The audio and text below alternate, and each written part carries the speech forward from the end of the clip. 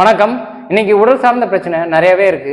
Wheezing, asthma, neck pain, back pain, constipation, digestion problem, இந்த மாதிரி நிறைய பிரச்சனை இருக்கு. இது எல்லாத்துக்குமே சரி பண்ணக்கூடிய ஒரு முக்கியமான ஒரே ஒரு பயிற்சி பற்றி தான் இந்த வீடியோவில் நம்ம பார்க்க போகிறோம். இப்போ நம்மளுக்கு பேக் பெயின் ஏதாவது இருக்குது அப்படின்னா ஒரு டாக்டரை போய் பார்க்கும் போதோ இல்லை ஒரு ஃபிசியோதெரப்பி நம்ம போகும்போதோ அவங்க கொடுக்கக்கூடிய எக்ஸசைஸ் வந்து பார்த்தீங்கன்னா புஜங்காசனம். அதாவது நம்மளோட தலையை பேக் பெண்ட் பண்ணணும்.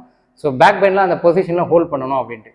இந்த பொசிஷனை ரொம்ப பர்ஃபெக்டாக பண்ணோம் அப்படின்னா நம்மளோட பேக் ஸ்ட்ரென்தன் ஆகும், ஹார்ட் ரிலேட்டடான ப்ராப்ளம் சரியாகும், ப்ராப்பரான ஒரு டீப் பிரீத் கிடைக்கிறதுனால நம்மளோட லங்ஸ் ரொம்பவே ஸ்ட்ரென்தன் ஆகும். இந்த மாதிரி நிறைய விஷயங்களை இந்த ஒரு பயிற்சியை சரியாக பண்ணுறதுனால நம்மளை சரி பண்ணிக்க முடியும். அதை எப்படி பண்ணுன்றதை இப்போ நம்ம பார்க்கலாம். இப்போ நம்ம பார்க்க போகிறது புஜங்காசனா, கோப்ரா போஸ். இதில் ஃபஸ்ட்டு வயதானவர்கள் எப்படி பண்ணலாம், இது வந்து ஒரு தெரப்டிக்கல் யோகா தான். ஸோ இந்த பயிற்சியை கரெக்டாக நம்ம பண்ணும்போது வயதானவர்களுக்கு ரொம்ப ஈஸியாக பேக் போனை ஸ்ட்ரென்தன் பண்ணுறதுக்கும், ஸோ அவங்களோட ப்ரீத் வந்து ரொம்ப கிளியராக கொடுக்குறதும், லங்ஸை ஸ்ட்ரென்தன் பண்ணுறதுக்கும் ரொம்பவே யூஸ்ஃபுல்லாக இருக்கும். பொசிஷன் வாங்க, கை இந்த மாதிரி ப்ளேஸ் பண்ணிக்கோங்க. உங்களோட விரல்லாம் கொஞ்சம் தள்ளி வச்சுக்கோங்க. வச்சுக்கிட்டு ஸோ கை இந்த மாதிரி நல்லா அழுத்தி ப்ளேஸ் பண்ணிட்டீங்க. காலை வந்து அந்த மாதிரி டக் பண்ணிடணும். ஸோ உங்களால் முடிஞ்ச வரைக்கும் பேக் பெண்ட் பண்ணிவிட்டு மேலே கொஞ்சம் ஸ்லோப்பில் பாருங்கள். ஸோ இந்த பொசிஷனில் ஒரு 10லேருந்து ஒரு 20 எண்ணிக்கை அப்படியே ஹோல்ட் பண்ணுங்கள். திருப்பி பேக் டு பொசிஷன் வாங்க. தலை வந்து திரும்பக்கூடாது, நேராக நெத்தி வந்து இந்த மேட்டில் படணும். இப்போ திருப்பி மூச்சு எழுதிக்கிட்டே ப்ரீத் இன், மூச்சு எழுதிக்கிட்டே அப்படியே பின்னாடி வாங்க. அந்த பொசிஷனுக்கு வாங்க. ஸ்லோவாக ப்ரீத் அவுட் பண்ணிகிட்டே வாங்க. இந்த மாதிரி தொடர்ந்து ஒரு 10-20 முறை தினமும் நம்ம பண்ணிட்டு வரும்போது ரொம்பவே ஹெல்ப்ஃபுல்லாக இருக்கும் வயதானவர்களுக்கு. ஸோ புஜங்காசனா 2வது டைப் எப்படி பண்ணணும் அப்படின்னா, இப்போ நார்மலான ஏஜில் உள்ளவங்க அப்படின்னா அந்த பொசிஷனை கரெக்டாக ப்ளேஸ் பண்ணும் போது, இப்போ எக்ஸாம்பிள் வந்து ஃபிசியோதெரப்பிலாம் நம்ம போயிட்டு இருக்கோம், கைரோப்ராக்டிக்லாம் இருக்கும். ஸோ அங்கெல்லாம் நம்ம பேக் பெண்ட் பண்ணும்போது கையை எப்படி ப்ளேஸ் பண்ணணும், ரொம்ப பர்ஃபெக்டாக நம்ம ப்ளேஸ் பண்ணும்போது நம்மளோட பேக் போன் ஸ்ட்ரென்தன் ஆகும். இப்போ இன்கேஸ் தப்பாக பண்ணும்போது அந்த இடத்துல பெயின் வர்றதுக்கான வாய்ப்பு அதிகமாக இருக்கும். ஸோ இந்த போஸ் பேர் வந்து பார்த்தீங்கன்னா புஜங்காசனா அப்படின்னா கோப்ரா போஸ் அப்படின்னு சொல்லுவாங்க. கோப்ரா அப்படின்னா வந்து ஸ்னேக்கு. ஸோ இந்த பொசிஷன் வந்துருங்க. ஸோ உங்களோட டோ வந்து நல்லா, இந்த கால் வந்து பார்த்தீங்கன்னா ஃபுல்லாக இப்படி ஆக்டிவாக இப்படி வச்சுக்கோங்க. கையை வந்து ப்ளேஸ் பண்ணும்போது இங்கே செஸ்ட்லேருந்து பக்கத்தில் ஃபிங்கர்ஸ் எல்லாமே நல்ல ஒரு ஸ்ட்ரெச்சில் இருக்கணும். ஸோ இந்த ஸ்ட்ரெச்சிலேருந்து இப்போ நம்ம ஷோல்டரை வந்து இப்படி நம்ம பண்ணோம் அப்படின்னா இந்த ஷோல்டரும் நெக்கும் வந்து பார்த்திங்கன்னா கரெக்டான ஒரு இதில் இருக்காது. ஸோ பெயின் வர்றதுக்கான வாய்ப்பு அதிகமாக இருக்கும். நம்ம கையை இப்படி ப்ளேஸ் பண்ணதுக்கப்புறம் ஷோல்டரை வந்து ஒரு ரொட்டேஷன் பண்ணிவிட்டு எவ்வளோ முடியுதோ அவ்வளோ தூரம் லிஃப்ட் பண்ணணும். ஸோ இந்த பொசிஷனில் லிஃப்ட் பண்ணும்போது மேலே அப்படி ஸ்லோப்பில் நீங்கள் பார்க்கும்போது இப்போ பேக் போனில் வந்து ஒரு நல்ல ஸ்ட்ரெச் இருக்கும். ஸோ அந்த இடத்துல பெயின்லாம் ரிலீஃப் ஆகிறதுக்கு இந்த பர்டிகுலர் எக்ஸசைஸ் ரொம்பவே ஹெல்ப்ஃபுல்லாக இருக்கும். ஆனால் பெரும்பாலும் நம்ம பண்ணுறது என்ன அப்படின்னா, இப்படி பண்ணிடுறோம். இப்படி பண்ணும்போது இந்த இடம் என்ன ஆகிடுது, நம்மளோட நெக்கும் ஷோல்டரும் கனெக்ட் ஆகிற ஏரியாவில் வீக்னஸ் அதிகமாகும். இதனால் வந்து இந்த இடத்துல பெயின் வர்றதுக்கான வாய்ப்பும் அதிகமாக இருக்கும். கோப்ரா போஸ் அப்படின்னு பார்த்தீங்கன்னா பாம்பு வந்து படம் எடுக்கிற மாதிரி இருக்குது. ஸோ அது வந்து கையை ஊனாமல் இப்படி தான் வந்து லிஃப்ட் பண்ணியிருக்கணும். ஸோ இந்த போஸ் தான் வந்து கோப்ரா போஸ். ஆனால் நம்ம கையை வச்சுருக்கோம். கையை வைக்கும் போது பார்த்திங்கன்னா அதில் கொடுக்குற ஒரு சப்போர்ட் மூலியமாக தான் நம்மளோட பேக்குக்கு ஒரு ஸ்ட்ரென்த்தை வந்து நமக்கு கொடுக்க போகிறோம். ஸோ இந்த கையை வந்து ப்ளேஸ் பண்ணுறதுல ரொம்ப ஓவர் ஃபோர்ஸ் கொடுத்தோம் அப்படின்னா இந்த ஷோல்டர் தான் ஸ்ட்ரெயின் ஆகும். அதனால் இந்த ஏரியா தான் வலிக்கும். இதை ரொம்ப பர்ஃபெக்டாக பண்ணணும் அப்படின்னா ரொம்ப மினிமமாக எவ்வளோ கம்மியான லோடு கொடுக்க முடியுதோ, இப்போ எக்ஸாம்பிள் பார்த்தீங்கன்னா உங்கள் அண்டர்ஸ்டாண்டிங்காண்டி சொல்கிறேன். இப்போ என்னோடய மேக்ஸிமம் லோடு எல்லாமே வந்து பேக்கில் இருக்குது. ஸோ அப்படின்னா இந்த இடம் வந்து எனக்கு ஸ்ட்ரென்தன் ஆகும். ஸோ அதில் வந்து பொசிஷனை கரெக்ட் பண்ணுறதுக்காண்டி தான் நம்ம கையை யூஸ் பண்ண போகிறோம்.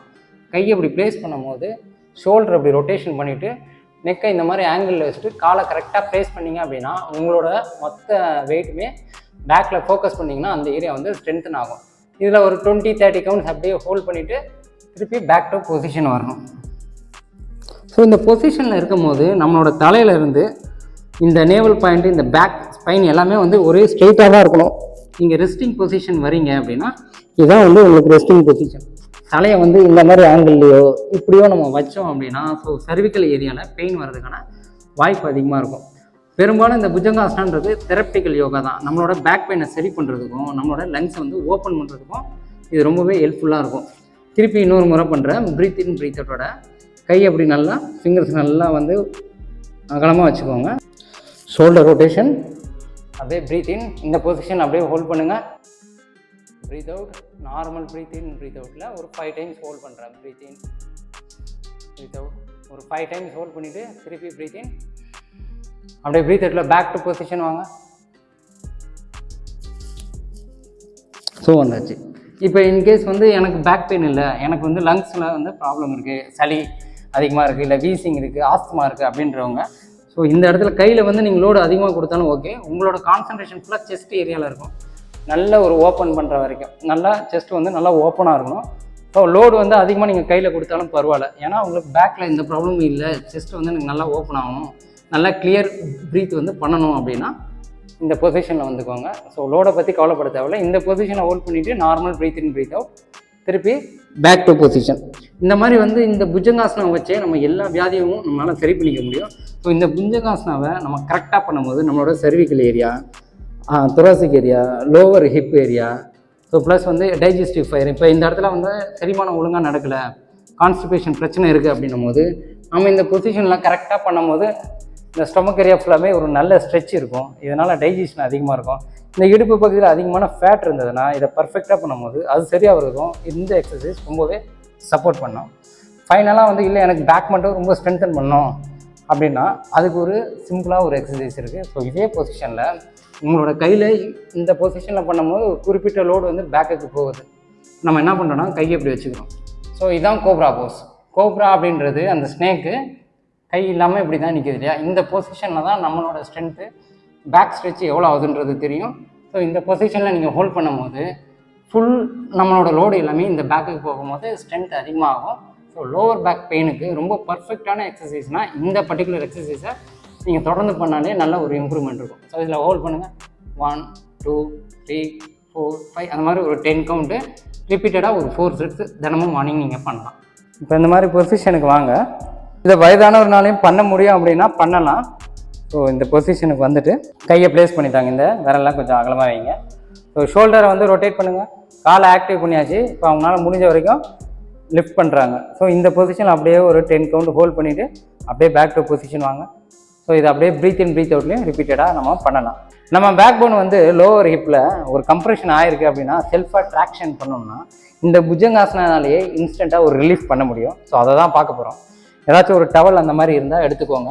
ஸோ இந்த மாதிரி போட்டுக்கிட்டு இதை இந்த இடத்துல நான் இப்படி ப்ளேஸ் பண்ணிட்டேன். எனக்கு பெயின் வந்து L4 L5 இந்த ரீஜனில் பெயின் இருக்குது அப்படின்னா அந்த இடத்துல டவலை ப்ளேஸ் பண்ணிவிட்டு கை இங்கே வச்சுக்கோங்க. ஸோ நம்ம பார்த்த மாதிரி தான் எல்லா விரலையும் நல்லா அகலமாக வச்சுக்கிட்டு ஷோல்டர் ரொட்டேஷன் பண்ணிவிட்டேன். எவ்வளோ தூரம் முடியுதோ அவ்வளோ தூரம் ஷோல்டர் ரொட்டேஷன் பண்ணிவிட்டு உங்களோட ஸ்ட்ரெச்சு ஃபுல்லாமே நீங்கள் ஃபீல் பண்ணணும். இப்போ எனக்கு வந்து L4 L5ல ஃபீல் ஆகுது. ஸோ அந்த இடத்துல நான் ஃபீல் பண்ணிவிட்டு இந்த இடத்துல இன்னும் முடியுதுன்னா இன்னும் கொஞ்சம் பேக் போகும்போது இது ஒரு நல்ல ட்ராக்ஷன் சப்போர்ட் கொடுக்கும்.